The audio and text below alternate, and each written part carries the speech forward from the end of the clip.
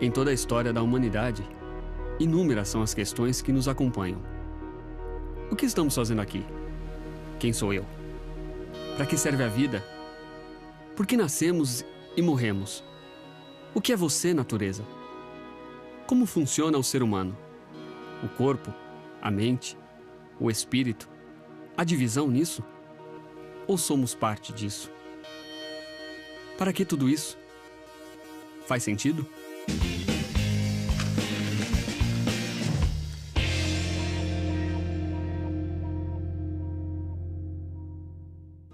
Na Grécia Antiga, filósofos acreditavam que todas as substâncias do planeta eram formadas por esses 4 elementos, dos quais, mesmo presentes desde a criação do mundo, temos tanto ainda por saber.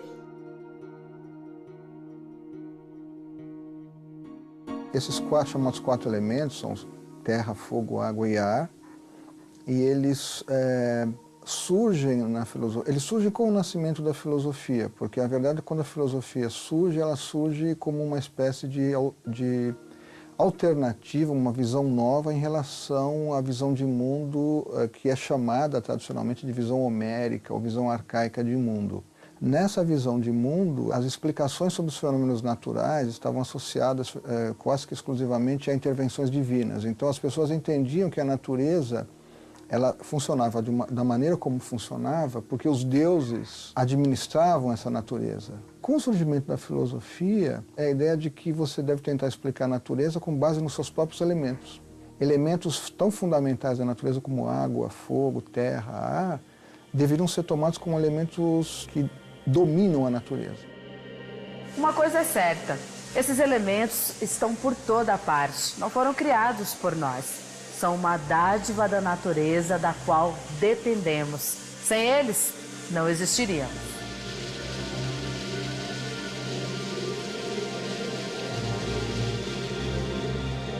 A maioria desses recursos nós usamos mal. Quer dizer, além de usar muito, a gente usa mal. Nós desperdiçamos grande parte já na origem, não é? Enquanto que se a gente tivesse um pouco mais de discernimento, de inteligência, de cuidado na produção, na extração e na produção dos nossos objetos, dos nossos bens de consumo, a gente poderia otimizar esses recursos naturais muito mais, né? Hoje a ciência nos prova isso.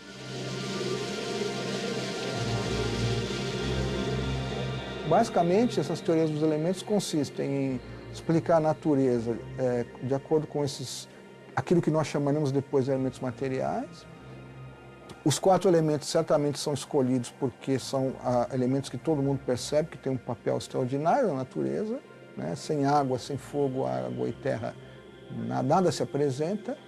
Então nós temos algumas teorias na antiguidade que vão eleger um elemento ou outro. Por exemplo, Tales de Mileto diz que a água é o elemento primordial da natureza porque a água está presente em tudo e sem água não tem vida. Um outro filósofo chamado Anaxímenes vai dizer que é o ar, provavelmente porque ele constata que sem ar os seres vivos não vivem, porque o ar é uma condição fundamental para a vida.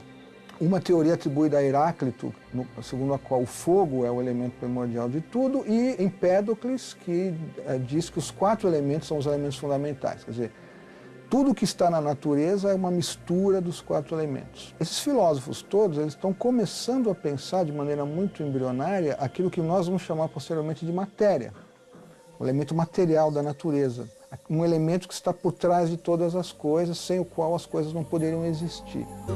No caso de Empédocles, por exemplo, ele vai dizer o seguinte: quando a gente tem os objetos naturais nascendo, se desenvolvendo e depois se corrompendo e deixando de existir, o que nós temos, na verdade, é uma mistura dos 4 elementos que estão sendo dominados por 2 princípios que ele chamou de amizade e de discórdia. O princípio da amizade reúne os elementos, então quando surge um objeto natural, por exemplo, quando uma árvore está crescendo, ele diz, bom, isso nada mais é do que o princípio da concórdia, da amizade dos elementos agindo e compondo os elementos. Então essa árvore vai passar por um processo de crescimento, vai alcançar um estágio no qual ela desenvolve todas as suas características, ela vai dar frutos, folhas, etc. E aí começa um processo de degeneração. O processo de degeneração significa que os 4 elementos estão sendo regidos pelo princípio da discórdia, ou seja, os elementos estão se separando. Uma nova árvore que vai surgir vai ser composta desses mesmos elementos, portanto, não existe uma geração absoluta, o que existe é uma composição e uma decomposição dos elementos que voltam a se compor e se decompor, criando novos objetos naturais.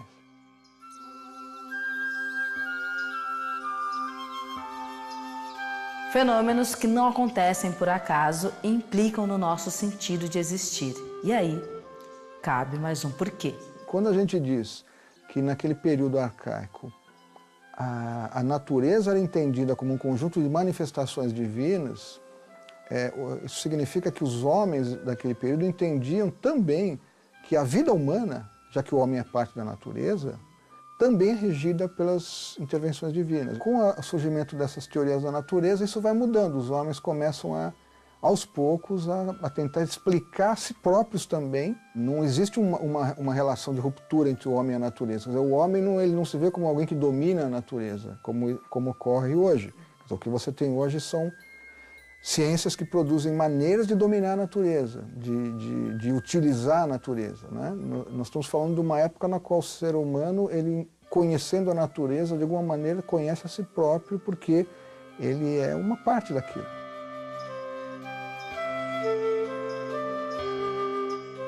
A gente construiu um modelo de desenvolvimento que é absolutamente predador.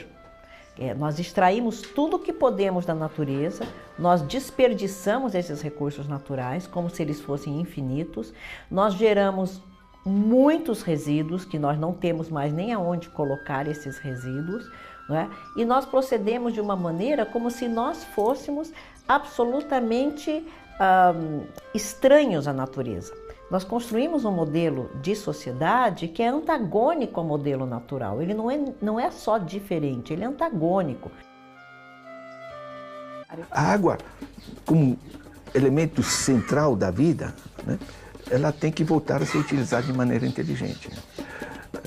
Para mim é um absurdo a gente gastar tantas coisas e não organizar o acesso fácil à água limpa. Nós, enquanto espécie humana, né, que nos achamos assim o máximo, né, nós subestimamos a capacidade que o planeta tem de nos devolver com a mesma intensidade aquilo que nós fazemos para ele, né? Então acho que a gente tem que repensar.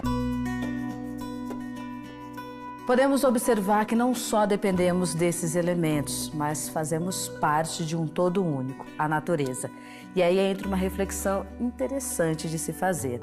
Nós vivemos nos perguntando de onde viemos, para onde vamos, o que nós estamos fazendo aqui, e muitas vezes nós buscamos essas respostas no externo, sendo que, na verdade, elas podem estar aqui, dentro de nós. Preservar, sobreviver humanamente também somos natureza.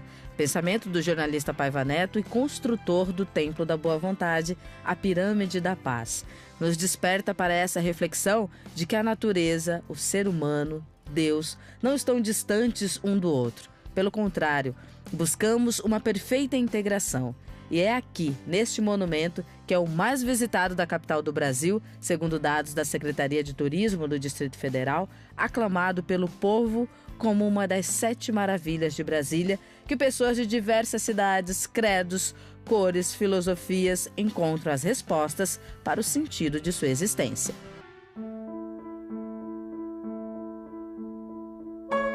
Ao adentrar a nave do Templo da Boa Vontade, é possível observar o trono e altar de Deus, obra que representa os 4 elementos da natureza.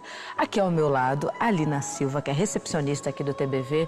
Lina, conta pra gente o que significa essa obra de arte. Então, é muito interessante, Julie. Esse ponto de referência está no sentido leste-oeste, ligando o misticismo do Oriente ao pragmatismo do Ocidente. E através dos elementos da natureza, nós temos, então, a junção de todas as crenças, de todas as filosofias, de todos aqueles que aqui adentram. nós estamos ligados à Terra de uma forma geral.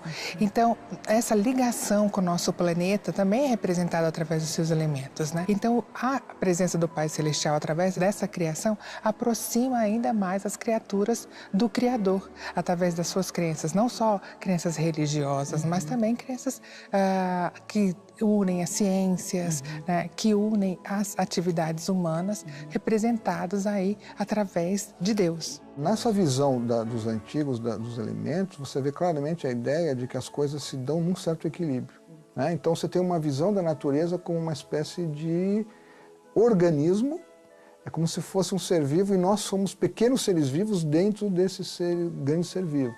Então quando o equilíbrio deixa de existir, alguma coisa está errada. Nós vemos nos 4 elementos da natureza aqui situados no trono, essa busca da purificação, da presença, da união com a natureza e do respeito também, né? O trono proclama isso, o respeito à natureza. E aqui embaixo está escrito: todo dia é dia de renovar nosso destino. Traz de autoria, exatamente, pessoas, de autoria do fundador do Templo da Boa Vontade, que foi um pedido do próprio escultor, do Roberto Morricone, que ficasse aqui. Então essa frase, quando as pessoas se põem em frente ao trono, que quando você termina essa caminhada, que você está integrado com o Pai, que você se coloca de frente do trono e altar de Deus, onde nós vemos os 4 elementos da natureza, onde nós temos essa frase que te eleva, né? Que te aproxima do Pai Celestial e mais, que te dá o pensamento de que a gente pode sempre melhorar. E eu acho que a busca de todos os seres humanos, como você bem disse, onde nós citamos bem a questão do meio ambiente, da preservação da natureza, é uma oportunidade também que nós temos, enquanto seres humanos, de mudar aquilo que está sendo feito com o nosso planeta, de melhorar aquilo que está sendo feito com o nosso planeta. Por ter 7 degraus, tem um significado, Lina? Sim, todo o templo é baseado no número 7. Porque, segundo os estudiosos do assunto, o número 7 é o número da perfeição, é o número da totalidade, da universalidade. Então, esses 7 degraus aqui, que são baseados na escala de evolução do ser humano, representam também a infinita misericórdia de Deus por todas as suas criaturas. E o Pai Celestial é tão maravilhoso, tão amoroso, que Ele nos dá realmente todos os dias a oportunidade de, buscando conhecimento, buscando o entendimento, melhorarmos a vida, né? Cuidarmos do habitat em que vivemos. Todos nós, humanos e não humanos, nós vivemos na mesma casa comum. E essa casa comum a gente não pode mudar, a gente não pode sair dessa casa comum e dizer vou embora para outra. Quer dizer, eu posso mudar de São Paulo, eu posso mudar do Brasil, eu posso mudar do continente, mas não posso mudar do planeta, né? Então, essa casa comum, ela é o que nós fizermos dela. Só que ela tem leis, ela tem regras, ela tem indivíduos de outras espécies, ela tem 7 bilhões de seres humanos, mais 25 milhões de indivíduos de outras espécies. A gente precisa conviver e ela é para todos. Eu não posso me apropriar dela, sabe? Eu não posso roubar os recursos dela só para mim, para minha classe social, para o meu país, para minha cidade. Não posso fazer isso. Isso é antiético, isso é imoral. Se somos natureza, assim como ela possui suas leis, sua organização, suas regras, nós também seguimos a mesma dinâmica, por mais que acreditemos que estamos aqui ao acaso. Por isso o conhecimento espiritual, o conhecimento da nossa essência é tão fundamental para que saibamos lidar com os porquês da nossa vida de maneira saudável.